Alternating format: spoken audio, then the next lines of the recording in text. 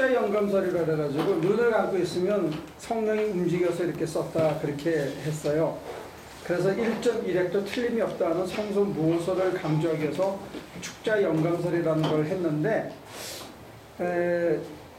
인문학이 발달하면서 소위 그 고대 근동 언어에 대한 연구와 고고학이 발달하면서 그 부차적인 학문이 발달하고, 또 하나는 성서 자체를 문학 비평을 통해서 보니까 여기저기 틀린 데가 나오는 거예요. 앞뒤가 서로 다른 해석이 나와요. 예를 들면 역대기에 나와 있는 왕에 대한 해석하고 열왕기에 대한 해석이 다르고, 신명기에서 얘기한 것하고 레위기에서 얘기한 게 달라요.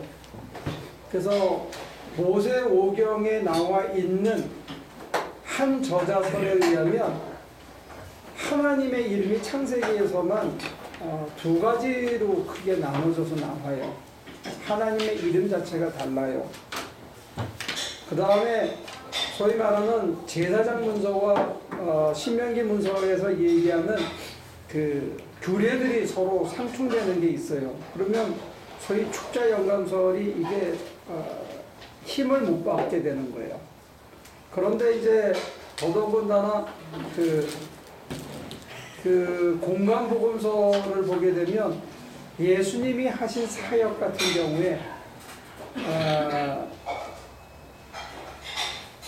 문자적으로 동일한 것을 보고 동일하게 기록했다라고 이제 얘기하면 어떤 문제가 생기냐면, 오병이어의 기적 같은 경우에는 네 복음서에 그대로 다 나오거든요.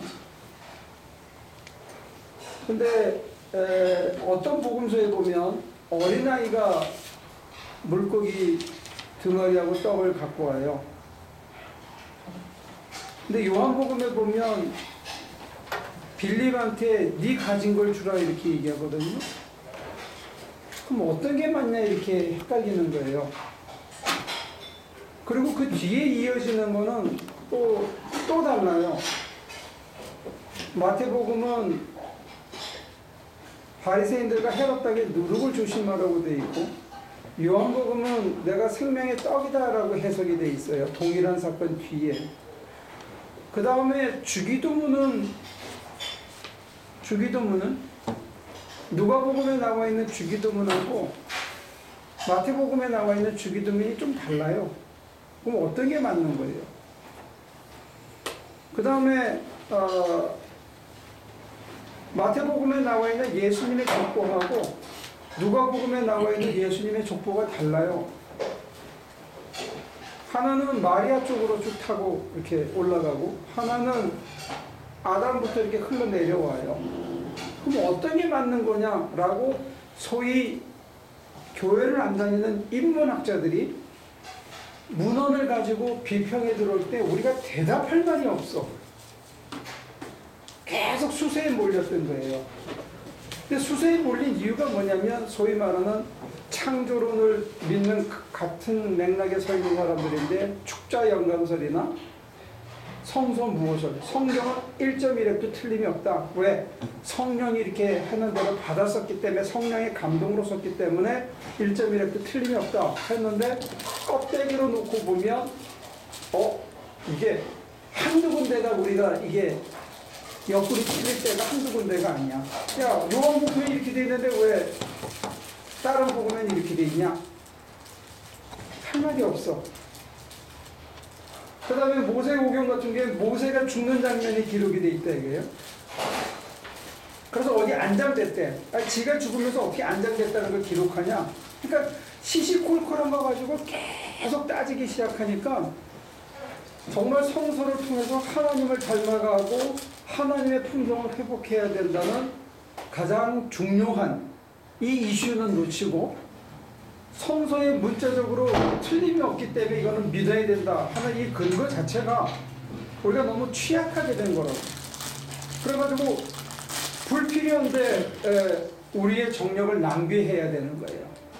이게 옳다는 걸 증명하기 위해서, 기록이 옳다는 걸 증명하기 위해서 우리가 길이 얼마나 많은 세월을 보냈는지 몰라요. 근데 외람되게도 문서적으로는 우리가 졌어요. 좌파의 입장에서 보면 졌어요. 그래서 우파들이 개토를 형성해서 자기네들끼리 따로 모인 거예요. 그게 소위 말하는 근본주의고 1926년 이후에 근본주의는 저 남쪽으로 숨어들었어요.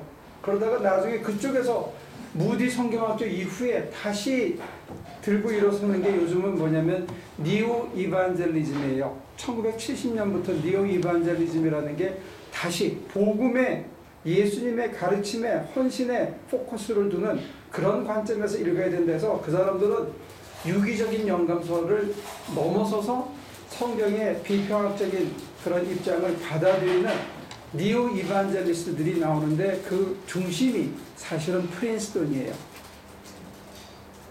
근본주의의 시작이 프린스턴이었는데 니오 이반젤리즘의 시작이 프린스턴이라는 게 또 역사의 아이러니 같아요.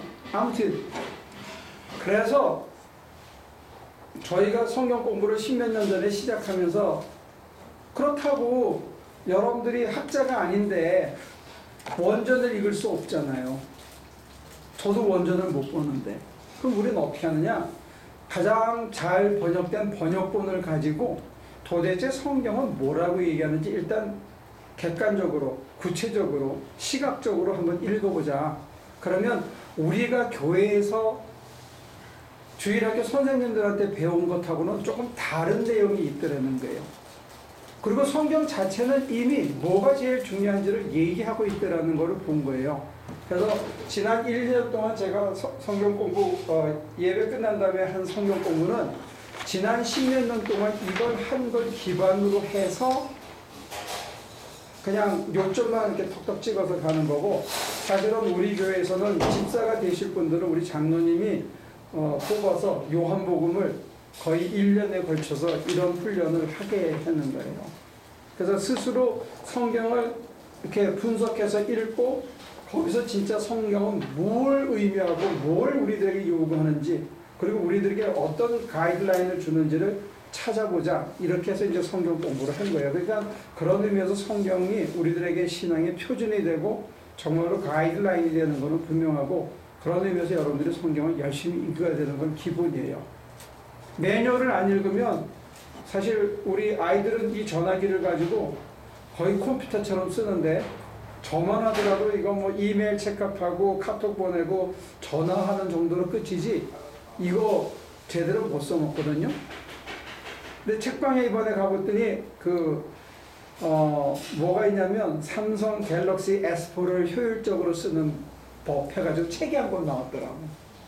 이야, 그러니까 얘하고 저기 다른 S4 똑 때리면 여기 있는 데이터가 글로 싹 넘어가고, 그리고 얘는 이렇게 쳐다보면 화면이 안 꺼지고 얘가 제 눈을 읽는데요.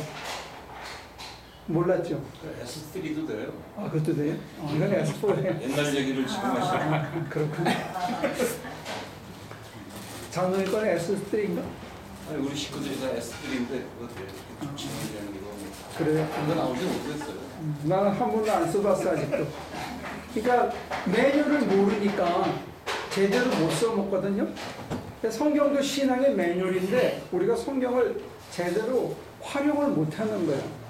그러니까 성경을 읽고 외우고 맞습니다 하는 것 중요해요. 그게 반이에요. 근데 그거를 내 삶의 처방으로 써먹을 수 있어야 된다 이거예요. 내 생활에서. 내가 어려울 때, 내가 주저스러울 때, 내가 불안할 때, 내가 뭘 결정해야 될지 모를 때 성경의 말씀이 우리들의 삶에 행복감을 주고 삶의 의미를 주는 바른 길을 가르쳐 준다는 거죠. 그런 의미에서 여러분들이 성경을 수시로 읽고 정확하게 끄집어내는 게 중요해요. 그래서 오늘 여러분들이 제가 이 산 그림을 그린 거는 책 읽는 법을 가만히 따져 읽으면 기승전결로 돼 있어요. 한 챕터가. 그리고 그 챕터를 전체 모은 단원도 기승전결이 있어요. 그 다음에 책 한 권도 기승전결이 있어요. 그 할로그래픽 언더스탠딩이라는데 한 점에 모든 걸 포함하고 있고 그 점들이 이어진 결과도 똑같아요. 그래서 우리가 골로새서를 3장을 보면 바울이 얘기하고 싶은 핵심이 거기에 또 숨어 있어요. 골로새서 전체를 피면 더 정확하게 보여요. 그렇지만 너무 펼쳐놓으면 우리가 단순화시키기 어려워서 한 장을 이렇게 산으로 그리거든요. 그러면 이 쪼갤 때 서신 같은 데서는 그리고 그 다음에 톤이 바뀌거나 내용이 바뀌거나 장소가 바뀌거나 청중이 바뀔 때 그걸 끊을 수가 있어요. 그래서 보통 한 9개에서 13개 정도로 나누면 여러분들이 일목요연하게 볼 수가 있다는 거예요. 그래서 편 이상 쪼갠 거니까 뭐 그렇게 이게 절대적인 건 아니에요. 그래서 오늘 이 본문은 11개로 일단 쪼개겠는데 1절부터 보면 위에 있는 것들을 추구해라 이렇게 바울이 골로새서 3장에서 시작해요. 위에 있는 것들을 추구해라. 땅에 사는 사람들에게 위에 있는 것들을 추구하라는 거예요. 3장 1절의 얘기입니다. 우리는 지금 땅에 살고 있는데 바울이 얘기하는 위에 있는 것들을 추구해라. 그러면 우리가 3장 전체를 안 보고 이걸 상상하면 위에 있는 것들 그러면 어떤 느낌을 갖게 돼요? 주로.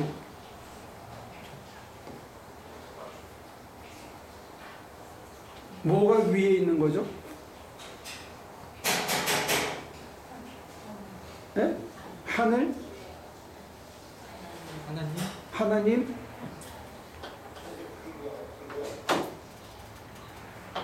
바울 선생님이 3장 1절에서 위에 있는 걸 추구하십시오. 그리고 위에 있는 걸 추구하래. 그리고 그냥 흥얼흥얼 성경처럼 읽고 골로새 3장에서 뭐라고 했지? 위에 있는 걸 추구하랬어. 그래, 위에를 추구해야지. 위에를 추구해야지. 멋있어. 말은 멋있어. 근데 그러고 나면 결국은 아무것도 추구하는 게 없어져요. 말만 멋있게 위에 걸 추구해야지. 그리고 끝이야. 근데 바울은 절대로 그런 얘기를 한 게 아니라고요. 우리가 성경에 대한 이해가 굉장히 피상적이고 자기 마음대로 이해하는 경향이 있다는 거예요. 오늘 여기서 위에 있는 걸 추구해라 그러면 구체적으로 위에 있는 게 뭐냐 이거지. 하나님과 그리스도. 하나님과 그리스도. 근데 골로새서 3장에서는 그렇게 막연하게 얘기하지 않아요.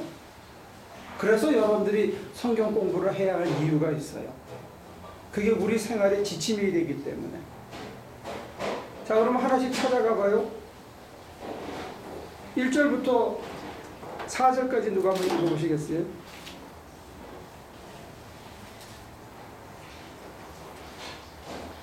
그러므로 여러분이 그리스도와 함께 살려주심을 받았으면 위에 있는 것들을 추구하십시오. 거기에는 그리스도께서 하나님의 오른쪽에 앉아 계십니다. 여러분은 땅에 있는 것들을 생각하지 말고 위에 있는 것들을 생각하십시오. 여러분은 이미 죽었고 여러분의 생명은 그리스도와 함께 하나님 안에 감추어져 있습니다. 여러분의 생명이신 그리스도께서 나타나실 때 여러분도 그분과 함께 영광에 쌓여 나타날 것입니다. 그러니까 우리의 생명이 하나님한테 감춰져 있다는 거예요. 그래서 위에 걸 추구하래요. 근데 위에가 어디냐 하면 하나님의 보좌가 위가 되는 거예요. 우린 죽었다는 거예요, 지금. 우리는 땅에 살고 있는 우리는 죽었기 때문에 위에 걸 추구하려는 거예요. 이게 말로만 갖다 대면 어폐가 있고 도대체 앞뒤가 하나도 안 맞습니다. 그러니까 성경이 어려운 거예요. 이해가 잘 안 가고. 내가 죽었대. 그 성경 설교 시간에 제가 계속 자기를 죽여야 된다니까 국민학교 1학년 애가 그때 같이 제가 예배 드릴 때 그 성경 공부할 때 같이 앉아 있었는데 다 끝난 다음에 저한테 물어보더라고요. 국민학교 1학년짜리가. 뭐라고 하냐면 목사님 내가 죽으면 내가 그 다음에 어떻게 해요? 그러는 거예요. 그러니까 제가 자기를 죽여야 된다는 말이 굉장히 추상적인 언어예요. 국민학교 1학년한테는. 근데 여기서는 우리가 이미 죽었대. 죽은 사람이 어떻게 하늘의 걸 추구하냐 이거지. 그렇다면 죽었다는 의미가 뭔지를 찾아야 돼요. 그리고 우리의 생명은 하나님 안에 감춰져 있대요. 이게 굉장히 모호한 얘기입니다. 바울의 마음자리에 들어가지 않으면 이해가 안 되는 그런 얘기예요. 5절 해볼까요? 그러므로 땅에 속한 지체의 일들 곧 음행과 더러움과 정욕과 악한 욕망과 탐욕을 죽이십시오. 탐욕은 우상 숭배입니다. 7절까지. 이런 것들 때문에 순종하지 않는 자들에게 하나님의 진노가 내립니다. 여러분도 전에 그런 것에 빠져서 살 때에는 그렇게 행동하였습니다. 예, 전에 그렇게 빠져 살았다는 거예요. 그게 죽은 거예요. 그리고 그 죽은 결과에 대해서 죽어버리라는 거예요. 죽음의 쓰레기만을 만들어내는 그런 인생을 더 이상 살지 말고 그 인생은 그리스도와 함께 죽었고 우리가 반전하는 새로운 생명이 하나님 안에 담겨 있다는 거죠. 그런 맥락에서 뭘 죽여야 되느냐? 뭘 죽여요? 음행과 더러움과 정욕과 악한 욕망과 탐욕을 죽여야 되는 거지. 우리 목숨을 넥타이 끈에 매달아서 목 매달아 죽으라는 얘기는 아니에요. 근데 이런 것들을 안 죽이면 우리 인생이 쓰레기처럼 끝난다는 거예요. 그게 죽음이라는 거죠. 그러면 바울은 다시 그걸 정리해서 8절에서 다시 다른 말로 표현합니다. 8절에 그러나 이제 여러분은 그 모든 것, 곧 분노와 격분과 악의와 해방과 여러분의 입에서 나오는 부끄러운 말을 버리십시오. 서로 거짓말을 하지 마십시오. 여러분은 옛 사람을 그 행실과 함께 벗어버리고 새 사람을 입으십시오. 이 새 사람은 자기를 창조하신 분의 형상을 따라 끊임없이 새로워져서 참 지식에 이르게 됩니다. 거기에는 그리스인과 유대인도 할례받은 자와 할례받지 않은 자도 야만인도 스구디아인도 종도 자유인도 없습니다. 오직 그리스도만이 모든 것이며 모든 것 안에 계십니다. 어떤 그 모든 민족이라는 거는 유대인의 배타성이 극복된 거예요. 유대인의 배타성이 극복된 그 사람 중에 이제 두 가지로 해석할 수 있는데 하나는 신비적으로 해석을 하게 되면 그리스도가 모든 것의 모든 것이 되는 새 사람이에요. 우리가 정말로 옛사람을 벗어버리고 새 사람이 됐다는 것은 내 속에 아까 우리를 죽이는 땅에 속한 지체의 일들, 음행과 더러움과 정욕과 악한 욕망과 탐욕을 다 죽이고 그 다음에 또 분노와 격분과 악의와 회방과 부끄러운 말을 다 버리고 거짓말을 하지 않는 것을 다 죽여버리는 게 그게 옛사람을 벗어버리는 거예요. 그리고 나서 새 사람은 뭐냐면 그런 것들 대신에 내 안에 그리스도만이 모든 것의 모든 것이 되는 거예요. 그게 새 사람이에요. 그 유대인이나 헬라인이나 아무 구별이 없다는 거예요. 그러면 이제 우리들한테 거꾸로 물어봐야 돼요. 내 속에 아직도 음행에 대한 유혹이 남아있는가? 탐욕이 있는가? 정욕이 있는가? 땅에 대한 욕망이 있는가? 급하면 내가 거짓말을 하는가 안 하는가? 뻑하면 소리 지르고 분노하고 화를 못 참는가? 이러면 우리는 아직 옛사람이 또다시 살아난 거라는 거예요. 근데 새 사람으로 옛사람을 완전히 버리기 위해서는 새 사람이 되는 길은 또 이 분노와 격분과 이런 걸 극복하는 길은 한 가지인데 그게 뭐냐? 예수로 내 안에 가득 채워야 되는 거예요. 이거는 우리가 그냥 이념적으로 생각할 수 있고 신비적으로 이해할 수 있어요. 신비적으로 이해하면 그리스도의 영이 내 안에 꽉 차 있는 걸 내가 감지할 수 있어야 돼요. 이념적으로 생각하면 이런 탐욕이나 정욕이나 악한 생각이나 이런 걸 다 버린 비워진 맑은 정신으로 살아가는 걸로 이해할 수 있어요. 근데 인간이 실천적으로는 실존주의는 이게 돼요. 내가 결단하고 책임적으로 행동하면. 근데 실존주의의 실패 이후에 인간은 안 되더라는 거예요. 내 힘으로.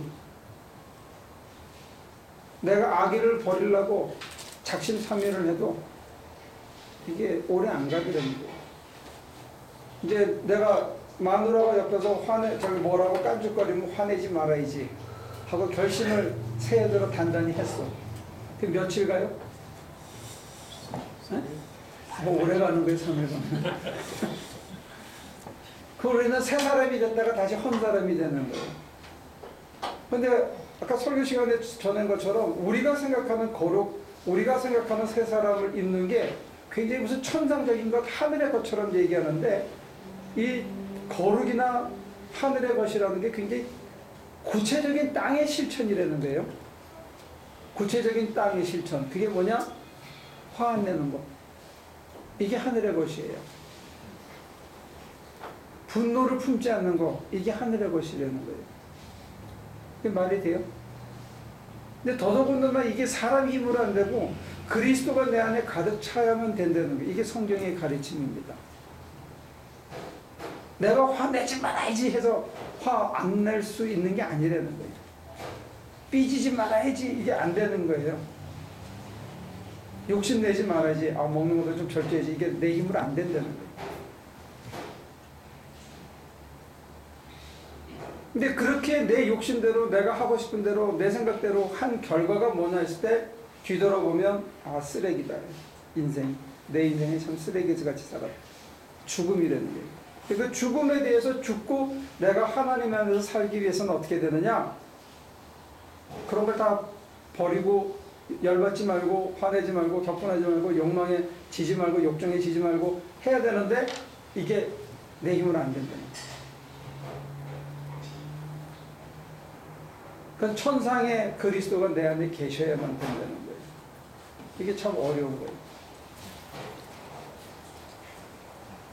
그러니까 하늘과 땅이 사실은 바울의 얘기 속에서는 뒤섞여 있어요.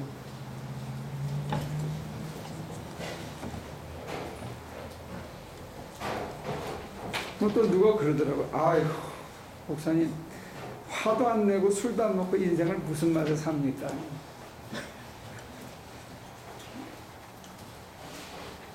그죠? 사실 그것도 맞는 말인 것 같아요. 우리끼리 얘기지만. 근데 그 다음에 12절에 바울 선생님이 얘기하는 다르게 사는 법이 나와요. 다르게 사는 법. 새 사람으로 사는 법. 12절부터 나와 있습니다. 14절까지. 그러므로 여러분은 하나님의 택하심을 입은 사랑받는 거룩한 사람답게 동정심과 친절함과 겸손함과 온유함과 오래 참음을 옷 입듯이 입으십시오. 누가 누구에게 불평할 일이 있더라도 서로 용납하여 주고 서로 용서하여 주십시오. 주님께서 여러분을 용서하신 것과 같이 여러분도 서로 용서하십시오. 이 모든 것 위에 사랑을 더하십시오. 사랑은 완전하게 묶는 띠입니다. 네, 여기 좋은 말은 다 있는데 우리는 그렇게 생각하기 쉬워요. 에이, 누가 이렇게 사냐. 근데 하나님의 사랑받는 거룩 택하심을 입은 사랑받는 거룩한 사람답게, 그러니까 거룩이 껍데기가 아니고 거룩이 굉장히 구체적인 삶의 실천인데 남을 향해서 동정심을 갖고 남에게 친절하게 마음속에서 우러나서 그리고 내가 잘난 체 안 하고 그리고 누가 뭐라든지 따뜻하고 부드럽게 대해줄 수 있고 웬만하면 그냥 견디고 참고 그 다음에 속에 불평이 있는데 에이 그래 저 사람이 그래서 그랬겠지 하고 이해하고 털어버릴 수 있으면 그 사람만 좋은 게 아니고 그렇게 하는 자기 자신이 제일 좋다는 거예요. 그러니까 우리 옛사람의 품성하고 새사람의 품성을 지금 바울 선생님이 둘로 나눠서 설명을 했는데 여러분들이 두 가지를 생각해 보세요. 하나는 나는 지금 어떻게 살고 있는가? 어느 쪽에 가까운가? 남들에게 동정심과 친절과 온유와 그 다음에 겸손하고 다른 사람에 대해서 불평하지 않고 웬만하면 다 용서하고 사는 쪽인지 조금만 있으면 열받고 화내고 승질내고 막 뭘 못 가져서 불안하고 더 갖고 싶고 이런 쪽인지. 첫째는 자기 자신은 어느 쪽에 가까운지. 두 번째, 만약에 할 수 있건 없건 떠나서 만약에 우리가 둘 중에 하나를 택해서 산다면 어떻게 사는 게 더 편할까?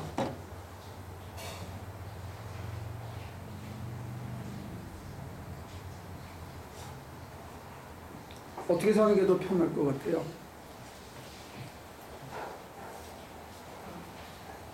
하나님에게 모험을 주겠죠.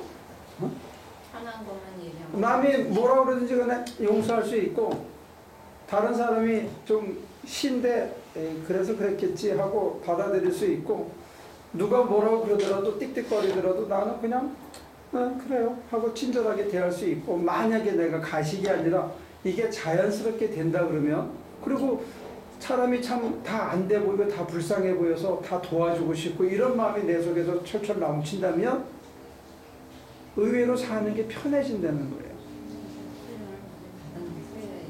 네, 훈련을 많이 받아야죠. 연단을 많이 받고 그게 되어지면, 이게 새 사람을 입은 사람이 하늘의 것을 추구하면서 위의 것을 추구하면서 살아가는 땅의 모습이에요. 내가 이 땅에서 사는데 내가 뭘 추구하냐면 온유와 겸손과 절제와 친절과 용서함과 사랑을 추구하면서 사는 삶이에요. 근데 그렇게 살면 내게 어떤 일이 벌어지느냐, 이게 어떻게 해야 또 이게 이루어지느냐, 15절부터 나와 있어요. 그리스도의 평화가 여러분의 마음을 지배하게 하십시오. 이 평화를 누리도록 여러분은 부르심을 받아 한 몸이 되었습니다. 또 여러분은 감사하는 사람이 되십시오. 네. 하나님께서 우리를 부르신 이유가 그리스도의 평화가 우리의 마음을 지배하는. 그러니까 쉬운 말로 얘기하면 평화롭게 행복하게 살라고 우리가 부름을 받았다는 거예요. 그러면 위의 것을 추구한다고 했을 때 궁극적으로 뭐냐면 내가 평화를 누리면서 내 마음이 배짱이 편하게 살아야 된다는 게 있다면, 어떤 상황 속에서도 옆에서 찌르고 난리를 치고 열받을 일이 생기더라도 내 배짱은 편해야 된다는 거예요. 아니면 그리스도께서 내 마음을 지배하는 게 아니고 짐승이 내 마음을 지배하는. 그럼 우리가 그리스도의 종이 아니라 짐승의 종으로 살아가고 있다는. 딱하잖아요. 하나님을 믿고 따르면서 하나님의 가치가 우리를 지배하는 게 아니고 하나님에게 대항하는 사탄의 세력이 우리를 지배하는 게 되는 거예요. 근데 나는 내 인생을 살고 있다고 착각하는 거예요.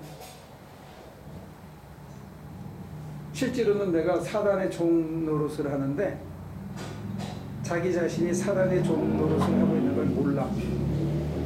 그리고는 내가 시대풍조의 종이 됐는데 그걸 모르고 내가 내 인생의 주인이라고 착각하고 사는 거야. 얼마나 바보짓을 하는 거야. 그러니까 사실은 자기 모순이죠, 그죠? 내가 내 인생의 주인이라고 외쳐. 근데 실제로는 분내고 억지로 참고 스트레스 때문에 진통제를 먹고 약을 먹고 또 스트레스를 풀기 위해서 어디 가서 향락을 해야 되고, 이런 시대 풍조가 우리의 가치관이 돼 있다 이거예요. 그러면서 자기는 시대 풍조의 종이 아니라 내 인생은 내가 주인이라고 착각해. 근데 하나님이 우리에게 주고 싶어하는 거는 그리스도의 마음이 우리 속에 와서 내가 어떤 일이 있어도 뭐 그럴 수도 있겠지. 좀 어려운 일이 생겨도 또 지나가겠지 뭐. 누가 깐죽거리면 저 젊어서 그래. 이해가 되고. 만약에 그러면 세상이 자기는 편하잖아요. 그죠? 근데 이 자기가 편한 게 자기 마음대로 안 되더라는 거지. 예수님이 안 도와주시면 이게 안 되더라고요. 그래서 제가 보면 이 실존주의자들이 책임을 강조했거든요. 그 이유는 뭐냐면 자유 때문에 그래요. 개인의 자유. 근데 실제로는 하나님과 함께라는 이게 공제라고 얘기하는데 togetherness인데, 하나님과 내가 함께 하지 않고는 내 자유가 상실되더라는 거예요. 내 스스로 자유로운 결정을 한 것 같은데 그게 시대 풍조에 따라서 돈의 가치에 따라서 세상 사람들이 흘러가는 거에 따라서 그래서 어떤 사람이 제 후배인데 저 사무실에서 같이 일하던 후배 목사인데 분당인가에 가가지고 3,000명을 모았어. 불과 5, 6년 사이에. 그래서 옆에서는 다 성공했다는데 얘는 와가지고 돈이 없대. 점심 먹으면서. 그래서 왜 돈이 없냐? 그랬더니 옆에 교회가 있는데 5,000명이 모인대. 그래서 그걸 따라 먹어야 된다는 거예요. 그래서 교회 모든 예산을 그 2,000명을 더 채우기 위해서 다 쓰기 때문에 자기가 이번에 미국 올 때 겨우 왔다는 거예요. 비행기표를. 그래서 오래간만에 만난 선배 밥 한 그릇 사줄 돈이 없어. 그래서 제가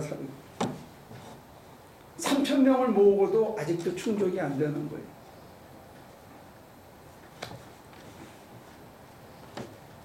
어떻게 하겠다는 거예요? 여러분들도 살림이 계속 늘어나잖아요? 집에 있는 거에 반은 다 버려도 전혀 사는데 지장 없는 걸 갖고 있죠. 여러분. 안 그런가? 그거 버리면 또 사와야 되나? 제가 보면 여러분들 갖고 있는 거에 반은 버려도 지금 갖고 있는 거에 반은 버려도 전혀 생활하는데 크게 지장 없을지 몰라요. 근데 우리는 계속 이렇게 뿔켜놨거든. 그래서 제 선배 목사 한 분이 그러더라고요. 자기가 옛날에는 그 부동산업 할 때는 벤츠를 타고 다녔는데 벤츠에서 한 칸 내려서 마침내 코롤라 위가 뭐죠? 캠리로 만족하기까지 한 10년 걸렸대. 이 다운그레이딩, 다운사이징 하는 게 그렇게 쉽지가 않아요. 여러분들 올라가는 건 쉽게 올라갈 수 있어요.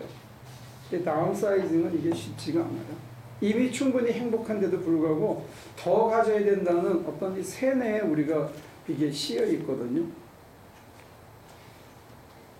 이게 좀 문제예요. 근데 그리스도의 평화가 우리의 마음을 지배하지 않고는 우리가 분내고 격분하고 이런 것으로부터 자유로워질 수가 없어요.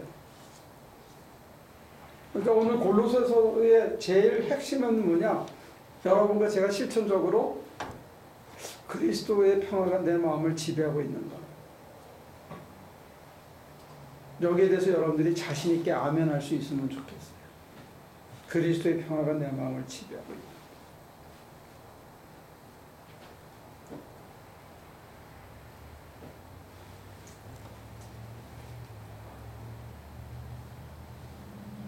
예수님 한 분으로 내 마음이 충분하다. 이게 되냐 이거지. 이게 안 되면 여러분들은 옛사람이 새 사람으로 바뀌었다가 다시 덕지덕지 때를 태워가지고 옛사람으로 전락한 거예요. 누가 찔러봐도 내 마음에 그리스도가 주신 평화가 가득. 이거는 아무도 앗아갈 수 없어. 그래서 그 평화 때문에 내가 사람들이 아무리 얄미롭게 굴어도 결국에는 그 사람을 사랑하고 용서하고 덮어줄 수밖에 없더라. 내 힘이 아니고 그리스도의 평화가 그렇게 나를 이끌어 가신 것 같더라. 이런 고백이 나와야 되는 거예요. 그게 이제 우리들의 최후의 보루고 어떤 면에서는 완성의 모습이고 지금 바울 선생님이 얘기대로 한다면 위의 것을 추구하는 인생입니다. 땅의 것을 추구하는 게 아니고 위의 것을 추구하는 인생은 우리에게 갖다가 시금석을 대볼 수 있는 것은 뭐냐면 내 마음속에 그리스도의 평화가 있는 거예요. 잠이 안 온다든지 불안하다든지 허무하다든지 늘 스트레스가 꽉 차 있다든지 분노가 꽉 차 있다든지 이런 거는 사실은 교회를 다니면서 이렇다는 거는 뭐가 심각하게 잘못된 거예요. 그러니까 넘어갑시다. 그러니까 핵심은 그리스도의 평화예요. 여기 산의 가장 중심에 그리스도의 평화가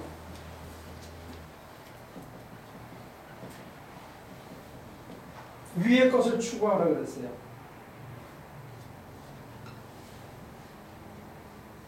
시작이 위의 것을 추구하라. 진정한 생명이 어디 있느냐? 그리스도의 평화가 여러분들의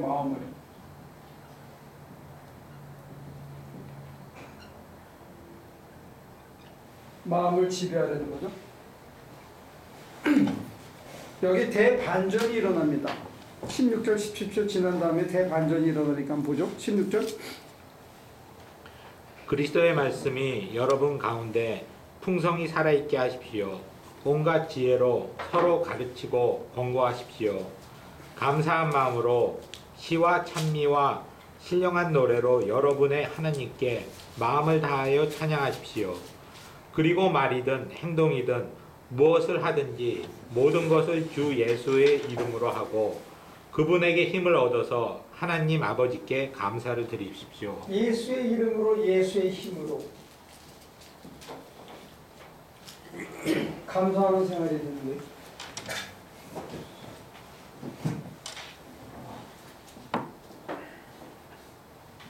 그러니까 우리가 어떤 때는 자기 정체성을 잊어버릴 때가 있어요.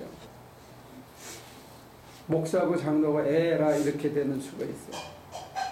그렇게 되면 우리는 모든 걸 잊어버려요. 예수도 잊어버리고 내 마음의 평화도 잊어버리고. 그래서 구체적으로는 그리스도의 말씀이 내 속에 늘 차 있어야 된다는 거예요.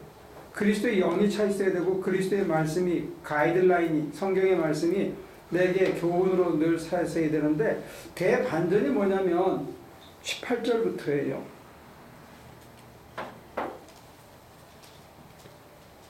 18절부터 21절까지 계속 읽어도 될 것 같아요.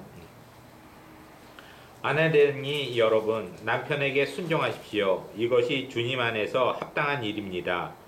남편되니 여러분 아내를 사랑하십시오. 아내를 모질게 대하지 마십시오. 자녀되니 여러분 모든 일에 부모에게 복종하십시오.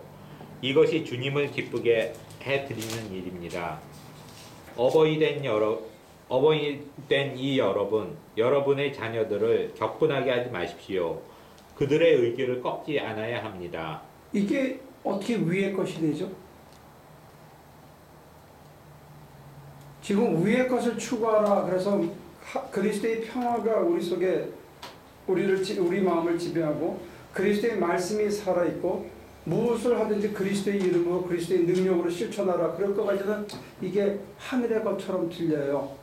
그러고 나서 대반전이 이루어지는데 지금 누구한테 그렇게 하려는 거예요? 네? 가족, 가까운 사람. 처음에 누구한테? 미스터 베는? 누구한테?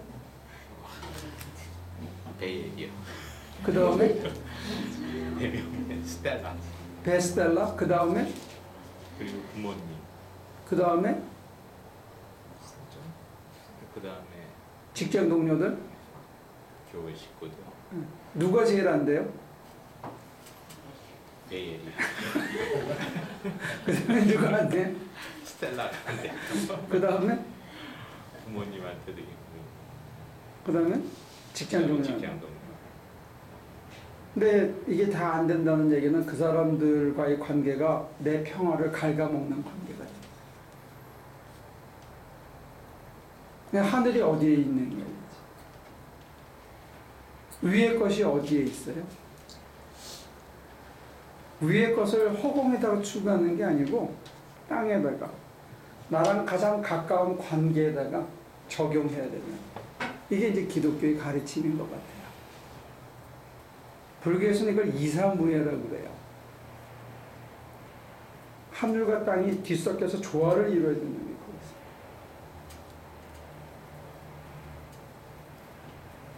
그러니까 그리스도의 평화가 내 마음을 지배하게 했는데 사람들이 똑하면 저한테 그래요. 야, 처자식만 없으면 나도 정말 평화에 서들어 사는데 이 처자식 때문에 이게 되는 게 없다고. 근데 그건 거짓말이에요. 세상에서 자기를 제일 그래도 아껴주는 게 처자식이에요. 이랬거나 저랬거나. 근데 그 사람들과 그 사람들이 안 해주는 사람은 딴 데 가서 피상적인 관계 외에는 잠깐은 돼요. 잠깐은. 예를 들어서 제가 이번에 중국 후안에 가서 강의할 때는 그 사람들이 저를 식사 대접을 해요. 근데 계속 데려다주고 밥 먹이고 또 호텔에 데려다주고 이걸 계속 하다 보니까 나중에는 그래요. 우리가 있는데 걸어가시면 어떻겠냐고.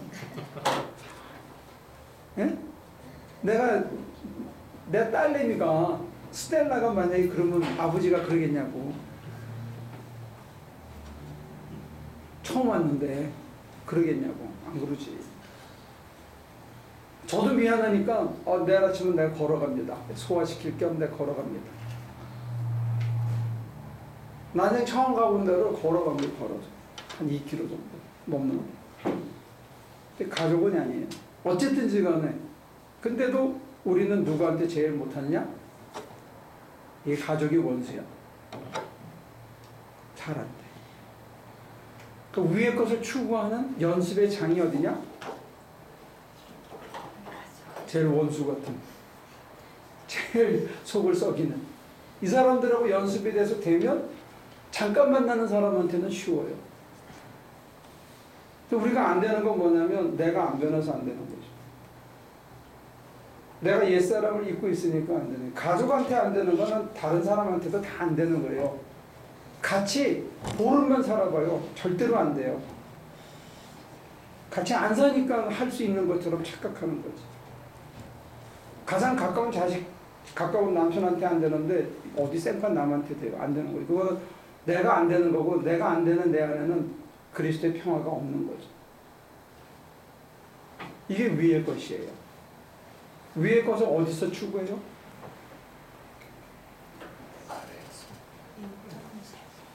응?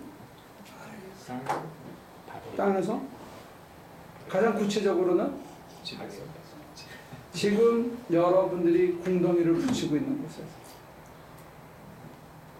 여러분들의 발이 땅을 딛고 있는 바로 그 자리에서 내 발이 서 있는 그 자리에서 이걸 추구해야 된다는 거예요. 안 되면 속이 허전해지는 거예요. 속에 부글부글 끓게 되는 거예요. 그러면 우리는 반드시 죄짓게 돼 있어요. 속이 비거나 속이 썩은 것으로 차면 반드시 죄짓게 돼 있어요. 이상한 짓을 할 수밖에 없어요, 사람이.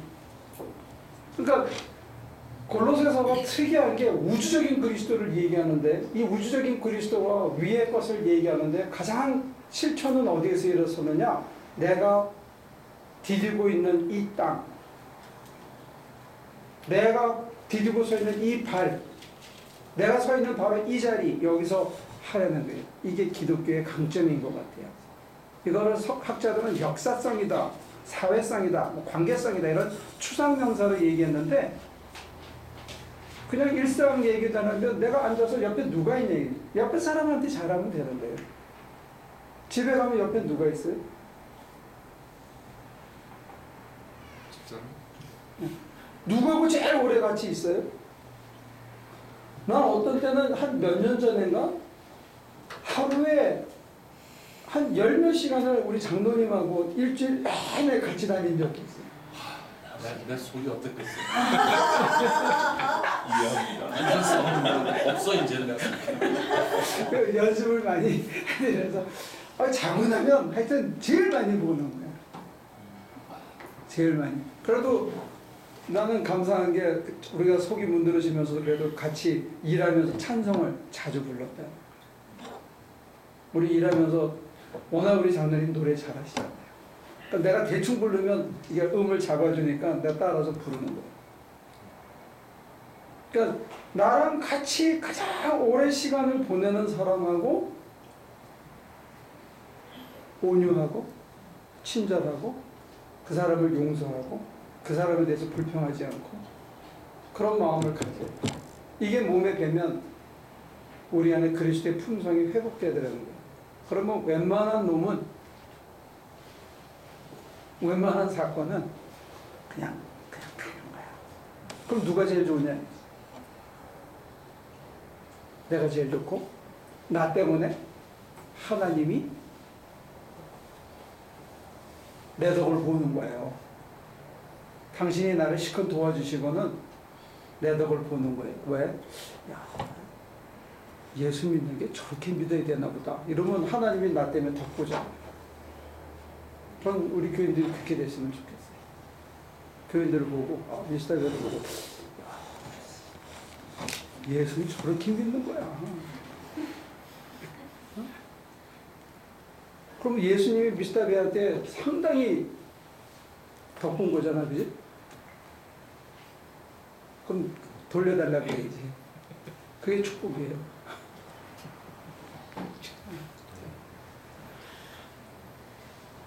근데 이 뒤에 이제 그 최의순 목사님이 쓴 그 책의 제목이 나오는데 23절부터 결론을 볼까요? 무슨 일을 하든지 사람에게 하듯이 하지 말고 주님에게 하듯이 진심으로 하십시오. 예, 죽게 하듯 하라. 이게 위의 것을 추구하는 태도예요. 어디서? 땅에서. 어디서? 내가 발을 딛고 서 있는 그 자리에서. 누구에게? 바로 내 옆에. 내 주위에 내가 지금 관계를 맺고 있는 사람들한테 이렇게 하려는 거예요. 내가 주님을 대하듯이. 어떤 때 홈리스들 이렇게 제가 외면해 가면서 그런 마음이 지나갈 때가 있어요. 혹시 저분이 진짜 예수님 어떡하지?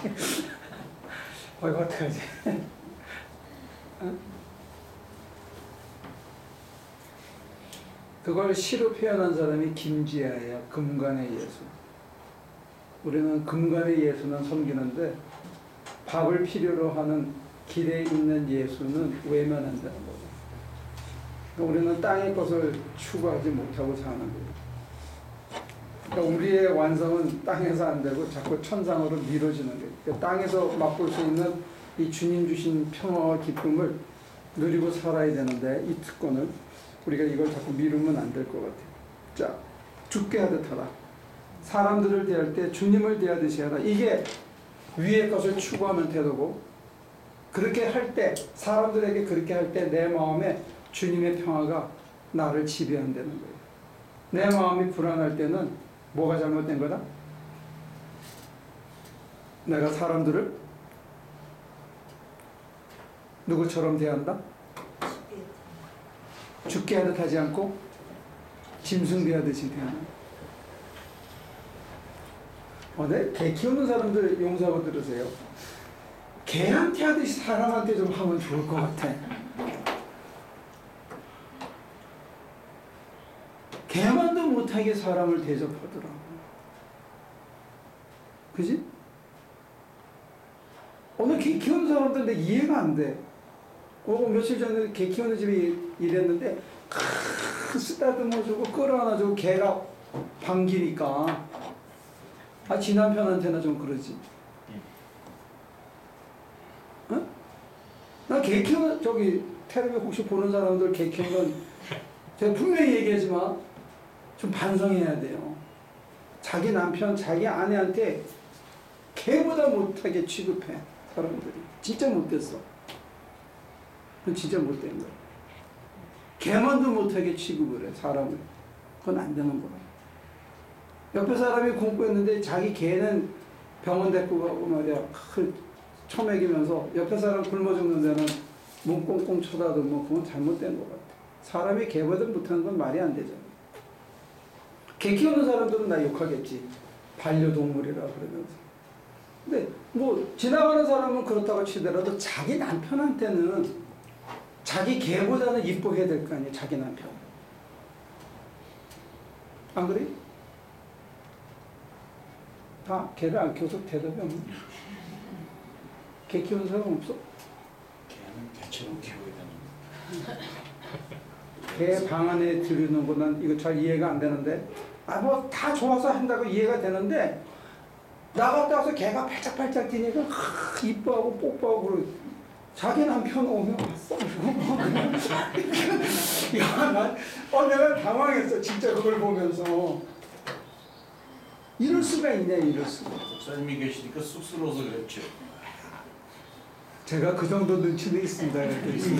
이게 진짜 그런 관계인지 아닌 관계인지 진짜 관상은 못 봐도 그 정도는 제가 아는데 야 정말 남자들이 불쌍하더라고. 개만도 못한 취급을 받으면서 아침부터 저녁까지 나가서 돈 벌어다가 처먹여. 그러고는 개만도 못한 취급을 받아. 이게 뭐야 이게. 이사갈 때 개를 이렇게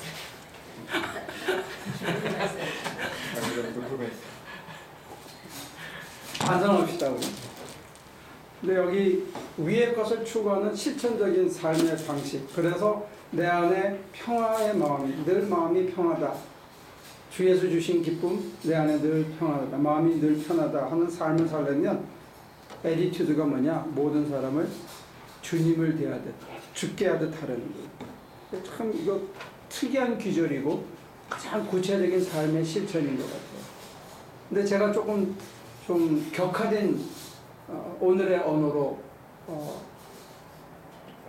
표현하면 최소한 자기가 키우는 애완견 정도는 대해줘야 됩니다. 주님한테 하듯이는 못하더라도 자기 키우는 개 정도는 사람을 취급해줘야 되는데 개만도 못하게 취급하는 거는 이거는 진짜 문제가 있는 거. 우리가 좀 반성해야 되는데요. 개가 우리 인생에 평화를 주지는 못해요. 아무리 이뻐도 잠시지. 이뻐하면 오줌 싸고 똥 싸고 하는 거지. 결국 그게 끝은 아니다. 오케이, 결론 24절 25절 다시 한번 읽습니다. 여러분은 주님께 유산을 상으로 받는다는 사실을 기억하십시오. 여러분이 섬기는 분은 주 그리스도이십니다. 불의를 행하는 사람은 자기가 행한 불의의 대가를 받을 것입니다. 거기에는 사람을 보고 차별하는 일이 없습니다. 심판이 있다는 걸 꼭 얘기를 해요. 근데 이 심판이 요한계시록이 얘기하는 거를 보면 마지막 날에 하는 심판인데 그걸 우리가 의미를 여러 가지로 해석할 수 있을 것 같아요. 우리가 다음 주에 다시 보기로 하고요. 우리가 살면서 심판을 받는 건 언제냐면 내가 어떤 사람한테 한 짓을 어느 날 내가 참 억울하고 분한 일을 겪으면서 뒤돌아보면 내가 누군가에 이미 그런 짓을 했다는 걸 볼 수 있어요. 그게 심판의 세속적인 모습이고 현세적인 모습이에요. 내가 한 그대로 내가 받아요. 뿌린 대로 거두더라고요. 그래서 성서는 어떤 면에서는 양자택일을 원하는 것 같아요. 진정한 평화를 원하느냐? 죽게 하듯 해라. 네가 만약에 사람을 개처럼 취급하면 너도 개처럼 취급을 받는 날이 온다. 아주 개보다 못한 취급을 받는 날이 온다는 거죠. 그래서 어떤 우리들에게 결단을 양당 간의 어떤 양자택일을 요구하는 것 같은 좀 그런 거예요. 그렇지만 이제 위로받는 거는 하나님께서는 참 믿지는 장사를 할 준비가 돼 있으시다. 언제나 우리를 향해서 손해 보실 준비가 돼 있대. 또 그게 우리의 품성이 될 때 자기 사는 게 지금보다 훨씬 편해지더라는 그걸 얘기합니다. 시간이 좀 지나서 마치는데 기도할게요. 하나님, 반가운 얼굴들을 이렇게 만나서 다시 하나님의 말씀을 묵상합니다. 정말 사람들에게 인간 대접을 못 받고 지낼 때도 있지만 그러나 우리 속에 그리스도의 사랑의 마음 가득하게 하사 누구를 대하든 오늘부터 다른 사람들을 그리스도께 하듯 죽게 하듯 우리가 대할 수 있게 도와주시고 그 삶의 열매가 하나님께 영광이 될 수 있도록 우리를 사용하여 주옵소서. 우리 마음에 주신 이 평화를 늘 간직하고 다른 사람에게도 평화가 전이될 수 있도록 기도하는 삶을 끝까지 살아내게 도와주시옵소서. 예수님의 이름으로 기도합니다.